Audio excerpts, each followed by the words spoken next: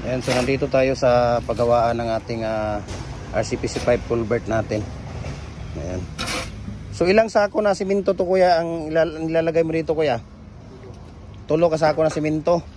So 18 na ano ito? 18 na buhangin, sako ng buhangin. Para dito sa 6 na 12 inches na RCPC pipe culvert natin. Ayan. Okay? So ganun lang po idol, di ba?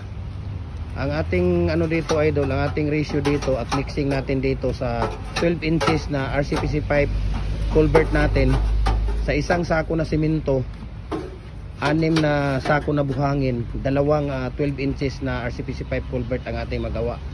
Okay, so 6 yan. Yan, kung nakikita ninyo si kuya dyan, 6 yan.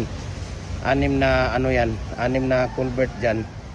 Ayan, so ang magawa niya dito ay 3 sako na simento, 18 na sako na buhangin. Ayan. So thank you so much kuya. Ayan. Di ba?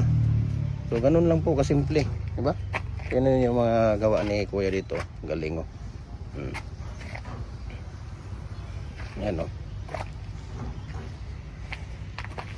Pagaganda oh. Di ba?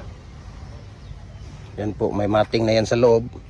Ayan, so after 1.5 hours pwede na natin tanggalin yung mating natin, ating molder.